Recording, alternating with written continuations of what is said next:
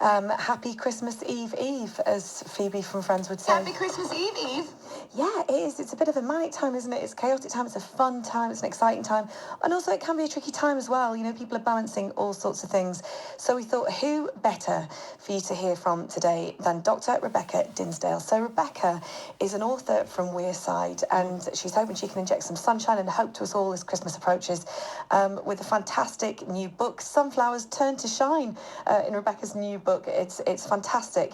And she's one of those people that as soon as you speak to her, she's what producer Alex would call an earth angel. She calls people like this earth angels. There's something about them. So she does all sorts of life coaching and helps people, kind of a mentor, really, I would say. So the remarkable thing about Rebecca's new book is that the positivity it sends masks, really, the hardships that she endures, because she herself has a debilitating condition that's been with her for more than 30 years. So first of all, I asked Rebecca about how she came to be in this career, and it's an incredible thing to do, but how did you end up doing it? Well, first of all, thank you for such a lovely question. Bless you. The real answer is I did everything right and it all went horribly wrong. And I've had an absolute ton of illness hit me and my precious parents. So from all of that immense adversity, the only way to combat it really was to try and find a loving purpose from it. So I've had very few options, but the things I could do, hopefully, was to think and to write and to speak and to help a bit. So that's what I'm trying to do with my little bit that I've got. That's amazing, but even that in itself, you were able to turn adversity into something positive. Now, are you naturally that person, or have you learned that? And is it something you can teach, and can we learn it? Wow, another wonderful question. Let me just tell you something really delightful before I answer that. Is my mum and my gran loved Radio Newcastle so much. Oh. And they used to have their wirelesses, not their radios, you know, how old-fashioned wireless. And they used to listen to it and carry the wireless around the house as they did their cleaning and their jobs.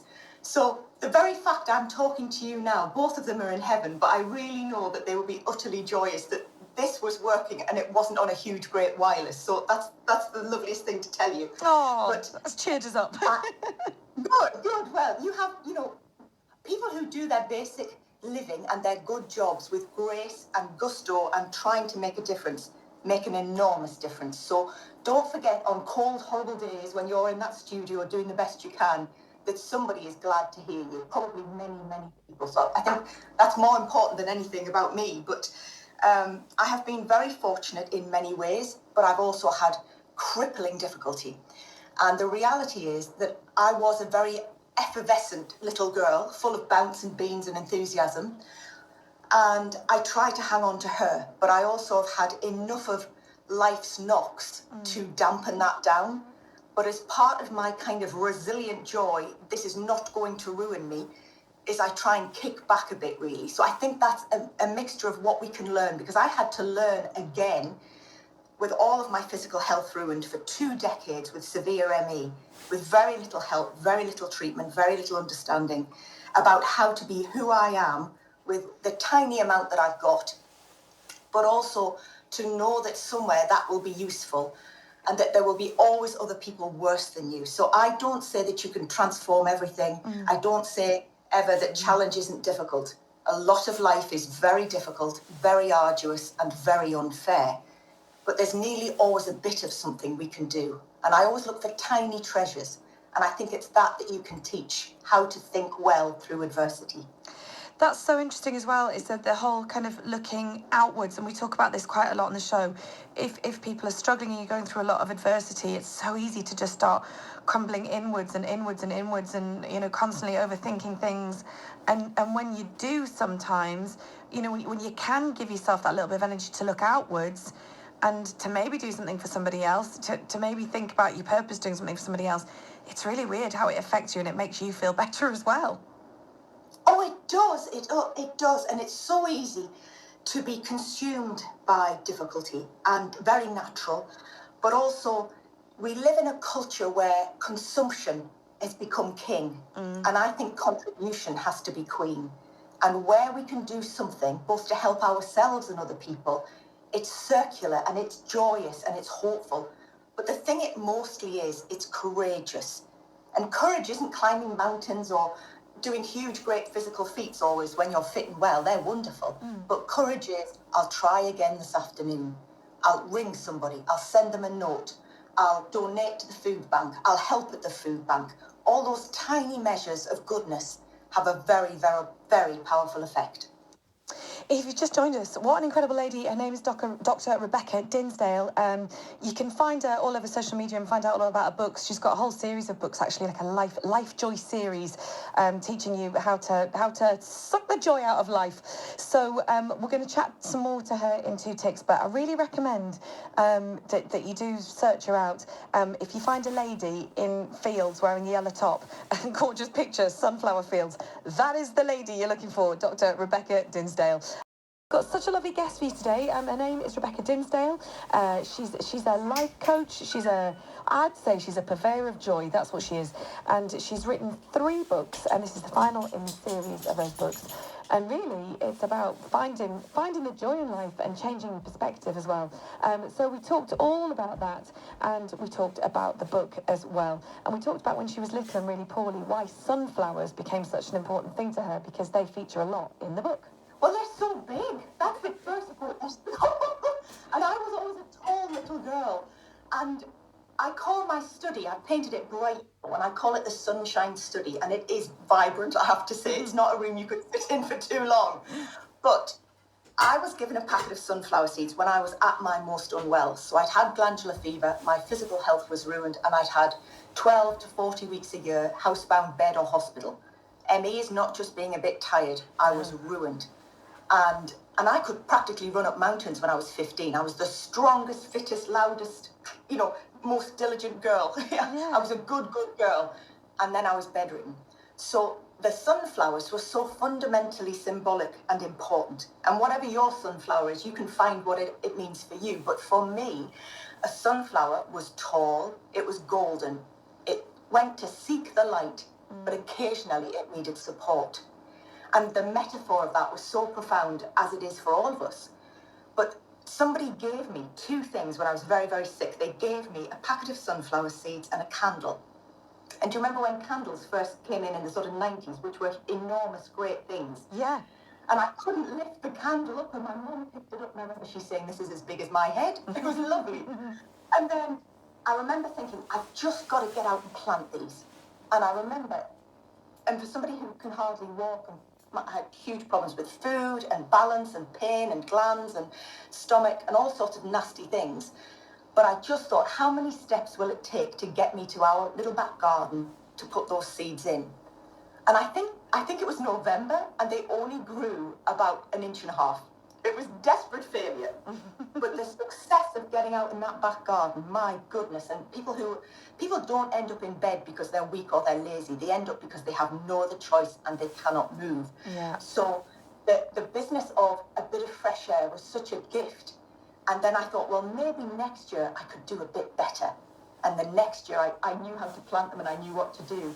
So now I have plastic, or should I say placa, sunflowers round my study door. And this bright yellow study, because whenever I come in here, it lifts my spirits. And I know the people that my one-to-one clients that I see on online and the writing that I do, I want it to be absolutely the bedrock of being a sunflower. How brilliant. So, sunflowers are on the Life Joy Journal. So just tell us about this new book and how it works. Oh, well, bless you for asking. Thank you. Both my mother and grandmother were huge readers, and I didn't read very much as a child because I was so wriggly and I couldn't sit still for long enough. And the great irony is that I love reading now and I love books. But when you have something that offers people a bit of help in the 10 minutes they've got, and they can do something and know something and feel better from it, that would be the purpose of my books. And I work a long time to make people see the burnt out areas of their life, to try and do something to make them balanced and full of blessings. So the Life Joy Journal is my 4th book, and it's my most colourful book, and it's an exploration into yourself. It's how to make resolutions, how to keep them, how to live with joy and courage and hope. and to know that at the end of your days you've given your all and done your all, and that you can rest, sleep in peace and hope for the next day. So my other 3 books are, in many respects, are all about those values. Life Joy Manual is my first book. Life Joy Year is a reading for every day of the year. Inspiring Ivy is actually about my grandmother, and she ran a mission hospital in China in the 1930s. She was the epitome of life joy. So the journal's just an extension of all of those. How brilliant. Do you think as a society we're getting better at talking about this, and we're getting better at sharing, and maybe, you know, trying to grab life's joy? I hope so. I hope so. And the interesting thing is I'm patron of a mental health charity in Sunderland called Headlight, and it is the most remarkable place run by remarkable people. And I knew nothing about mental health. I mean, I've been physically very cluttered, but thank goodness I hadn't had depression or mental illness until it hit us horrendously when my lovely mum got early onset dementia in her 50s. And I can tell you that was hellish. And to find any joy in the 14 years of her decline was an arduous load. And she was full of bounce and love and give. And she was a lovely teacher, and she loved her children. And to see her demise was devastating. But even through that, she knew she was loved. We did all we could to look after her. And there were happier hours in terrible days.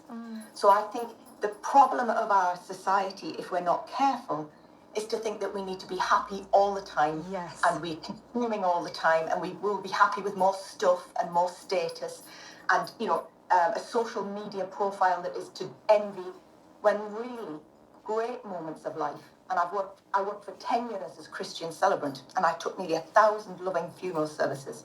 So if you combine all that illness, all that education, all that suffering, and all of that knowledge of how people live their lives, is you really see that courageous joy in tiny moments of life can not only let you count your blessings, but you can be one too. And that your hurt and your travesties and your struggles make you more valuable because you carry them forward and you know more and you can give more. How did you get so wise, Rebecca? I think it's through... Trouble! Trouble makes you wise. Trouble makes you wise. Yeah, I think maybe it does. How absolutely brilliant to talk to you. Where can people find out more about you and the books if they want to get them, Rebecca? Well, thank you for having me so much. I'm full of joy that I've met you this morning. My website is drrebecca.org.uk, and it is full of hope and help. And I have a website shop, so it's available there. drrebecca.org.uk. What a woman.